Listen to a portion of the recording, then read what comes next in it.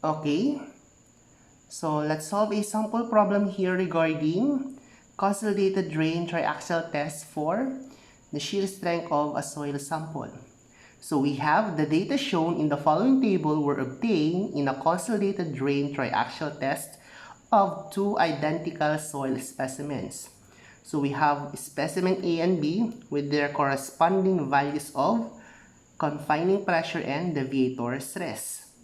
And we are required to compute the angle of friction of the soil, the cohesion of the soil, and also compute the shear stress acting on the failure plane for specimen A.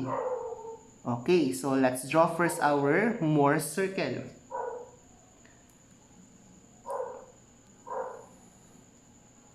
Okay, since pinapakompute po yung cohesion natin, yung failure line natin ay nandyan. Meron tayong value for the cohesion. And then, for specimen A, confining pressure is 14.4. Again, confining pressure is the value of minimum normal stress. Nandyan siya, 14.4. And then, deviator stress niya ay 57.6. So, that is diameter. So, 14.4 plus 57.6, that is 72. Is our center. Radius. The radius is half of the deviator stress. And this is 28.8. For the specimen B, the confining pressure is 28.8 kilopascal. Ilayo lang natin mismo para ma-analyze natin ng maayos. This is 28.8. Actually, yung 28.8 nandito dapat yung point na yun. So, para di tayo malito, dahil pag nandyan mismo yung Morse circle, magko-coincide na sila. Para di tayo malito, niwalay lang po natin. So, deviator stress 68.5. So, i-add lang natin to. That is 68.5, 97.3. And that is for our second Morse circle. So, we can analyze ito. Kunin nyo rin ang anyang radius. The radius is half of the deviator stress, 34.25 kilopascal. So, pwedeng i-analyze yan to equations to unknowns using the right triangles of our two Morse circle. Or, pwede na rin natin mismo gamitin yung ating Moore column criteria of failure. And that is sigma 1 prime. Naka-effective tayo dahil drain tayo. Pag drain, wala ng tubig na minus na yung for water pressure, effective stress yun.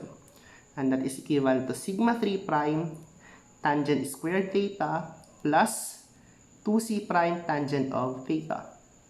So, for the specimen A, substitute lang natin sigma 1 prime maximum, that is 72. Equivalent to sigma 3 prime minimum, 14.4.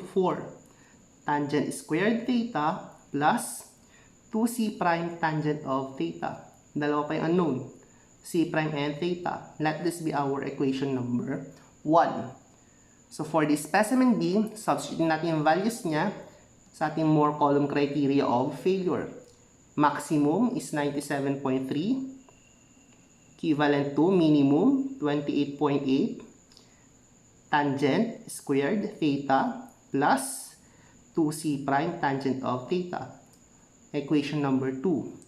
And that is two equations to unknown. So, para makuha natin, we will deduct the two equation. Equation 1 minus equation 2. Dahil, pag ginawa natin yon, magka-cancel tong term na yan.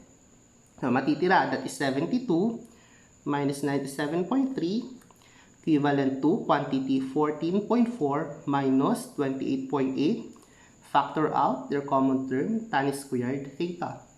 So, isa na lang unknown dyan, which is theta. Mako-compute natin yung value ng angle theta. And angle theta is equivalent to 52.968 degrees. Pero ang kinukuha for the first requirement angle of friction, theta is angle of plane of failure. So, ang kinukuha is phi.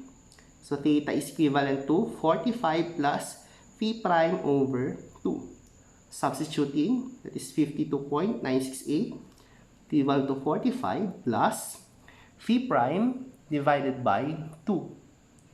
So, computing for phi prime, that is equivalent to 15.935 degrees. And that will be our first requirement.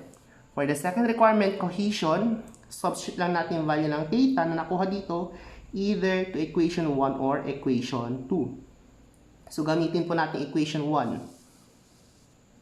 So, by substituting, set 72 is equal to 14.4 tangent squared.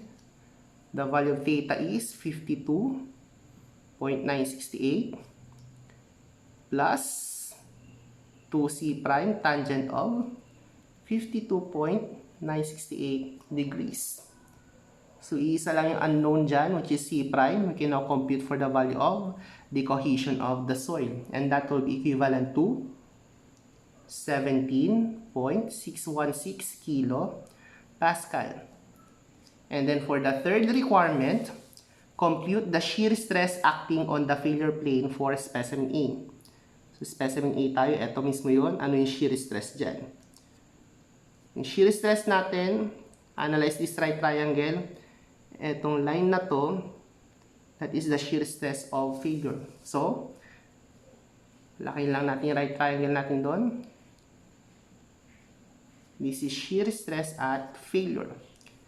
If this is angle of phi prime, this is also angle of phi prime. So, this is 15.935 degrees. From this point to this point is the radius of specimen A, 28.8. So, para makuha yun, solutions for right triangles, that is cosine function. So cosine of the angle, 15.935 degrees, equivalent to adjacent shear stress at failure over the radius, 28.8. So shear stress at failure is equivalent to 27.693 kilo Pascal. And these are the requirements for this given problem.